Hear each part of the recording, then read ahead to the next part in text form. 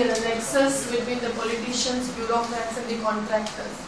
And this is especially exposed in the sector of irrigation time and again. But never has it been that the facts and figures giving the not just the percentages of sharing amongst themselves, but also the specific amounts and the names of the eminent political leaders across the party lines and the bureaucrats from the top to bottom are come to the fore, and that is what we are bringing to the fore today. This is based on the assessment order of the Deputy Commissioner of Income Tax, Central Circle, Kolhapur, and the SAC party has been the Maharashtra Infra Projects Limited, and the major culprit or the beneficiary, howsoever you may look at him, is of course Dada, the Irrigation Minister Ajit Pawar, who was also then the Irrigation Minister till 2008. And Dada has received out of the 287 crores rupees contract assigned to the Maharashtra Infra Projects Limited for the Ghodjiri branch canal of the right bank main canal of the Gosikhurd dam in Vidarbha.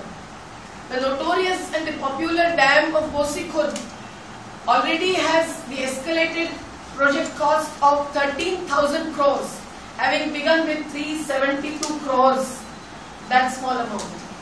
But this Ghodjiri branch canal, which is also noted in the CAG report of 31st March 2011, is known now for not only escalated project cost, but also the large amount of 43.83 crores having distributed to Ajit Pawar, to Sunil Deshmukh, to Nitin Gadkari, to Gopinath Munde and Vijay Vadettiwar, as well as the associate politicians and bureaucrats in the Vidarbha Industrial Development Corporation as well as the Krishna Valley Development Corporation. The SE, EE, CE, Deputy E, Deputy SE, Deputy CE, so on and so forth, right up to some accountant and some PA of someone is also recorded. It is also startling to note that out of this 43.83 crores, the largest chunk, of course, amounting to 27.5 crores has gone to none else but Ajit Pawar himself, and 20 lakhs to Gopinath Munde and 50 lakhs to Nitin Gadkari is also recorded, and all these records are a part of the assessment order by the Deputy Commissioner Income Tax brought out on 27th of December 2011. Right now the case is pending before the second appellate authority, which is the Income Tax Appellate Tribunal, Pune. And yet the first very round of raids and investigations that brought to the fore the diaries and the documents which were forfeited and seized from the residence of Dhirendra Anant Bhatt, the financial director in a way, who was managing the financial dealings on behalf of MCCL, the Mahalakshmi Construction Company Limited, later changed to Maharashtra Infrastructure Projects Limited, Private Limited, and BT Patil's and Sons Belda Construction Company Limited, which is the partner in the joint venture. And Bhatt was keeping the very meticulous accounts which mentions Dada, SD, MG, Gopinath Munde, GAD, Gadkari and EE, CE, every single authority. Time-wise details of the amounts paid are given for both BT Patil and Sons and the Mahalakshmi Infra Projects. And everything is there and admitted by Dhirendra Ananta Bhatt as well as the another director and managing director of the Mahalakshmi Infra Projects, Ravindra Shinde. Although Ravindra Shinde went to the appeal, and there he tried to say that the Dhirendra Anant Bhatt just a day before had rejected his first statement, the appellate authority have allowed them to get the concession in the aspect of tax evasion, but has again asserted that the statements recorded in an unbiased manner on the spot are considered as the valuable evidence as per a number of judgments in the income tax related cases. And hence the first judgment of Dhirendra Anant Bhatt as well as Ravindra Shinde, the company's director and managing director, still stands. And all these statements gave the details of how much was paid and the amount in the Bodjiri branch canal itself, which is a comparatively a smaller part of the 13,000 crores large Gosikut project, itself is not less than 43.83 crores. And when the big chunk has gone to the minister, it is through Mr. Kale, as is known when he was the irrigation minister in 2008, the earlier term. Shivaji Shankar Kale was his personal assistant or personal secretary, and through him the amount of seed money, as it is called, is paid. This part of money is going to the politicians, bureaucrats in almost every single project, we are sure of. And this is known at places as per the assessment orders, Karkhana expenses. On certain pages it is known as overheads, and in other places it is clearly mentioned as seed money. This is not just the mobilization advance, which is also paid by the government, which comes back in one way or another to these decision makers and the power holders, but this is beyond mobilization advance, which is actual seed money, which goes through whatever sources coming to the company and then to the politicians, bureaucrats. And all the names of the bureaucrats such as Ingde, Secretary V.V. Gaikwad, then Taide, Mr. Auti, Mr. Surve, who is even today Chief Engineer, Krishna Valley Development Corporation, and also those in the Vidarbha Irrigation Development Corporation are recorded here. It is also known from the same documents of the same SSC party that talk about the Tembu lift irrigation scheme in the Paschim Maharashtra, where it is seen that since 1996 Tembu project is not getting the due amounts and it is incomplete, less than 20% of work is completed.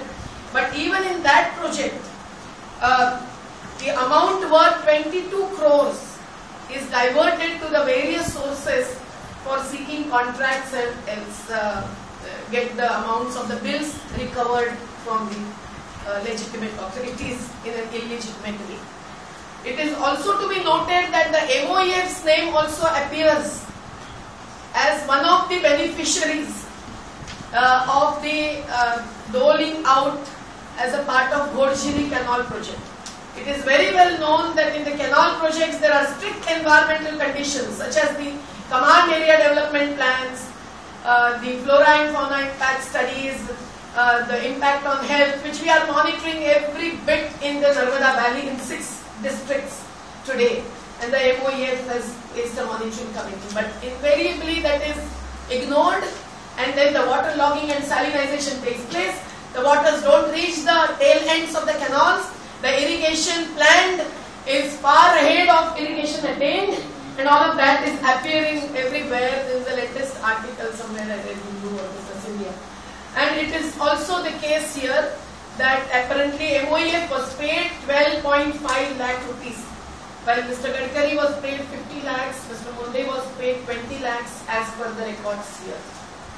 And in the Tembu also about 22 crores at least. And then the third project also shows how and what percentage of the total project cost goes out in doling out. In Tembu, another thing that is brought out is that 60% escalation of costs is tendered compared to the actual market cost. 60% increase. And out of which about 25% is distributed. And in the third project I was referring to, 633 crores worth project, 35% and above amount is kept as separately for the expenditure on the distribution. So this is the story which brings out an unholy nexus, but also a very shameful open bribing that is accepted and no action is taken against any politician, bureaucrat, in spite of the honest assessment by some IT officials. And it is also to be noted that at present the case is still hanging in the Income Tax Appellate Tribunal Pune, ITAT. But how many years will it take?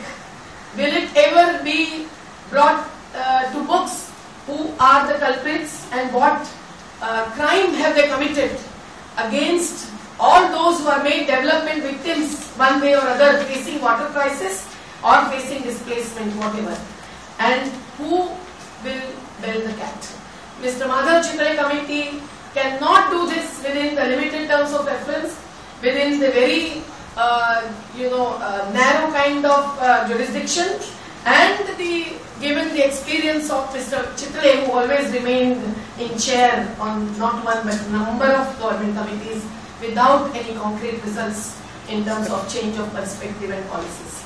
So even today we demand as National Alliance of People's Movements that there should be an immediately appointed Commission of Inquiry under the Commission of Inquiries Act 1952 with an honest, known for integrity and non-corrupt tenure of former judge of High Court or Supreme Court as chair of the commission, giving a special investigative team to assist and giving all powers to summon whosoever the judge would want to summon, and establish its own modus operandi as the Act of 1952 permits, and also take assistance of ACB, Anti-Corruption Bureau, EOW, Directorate of Enforcement, and every single agency, CVC included, that it may like to usher into the fold of the inquiry. So we feel that the media should really raise these issues when the parliament is on its last legs, but also beyond that, before the election fervor takes over, because otherwise Ajit Pawar and all these eminent politicians escape every single inquiry, every single allegation with not just vulgar remarks but criminal acts of theirs which involve corruption as well as criminal misuse of water, land, natural resources, and of course state exchequer. आपने सरकार पर भी आरोप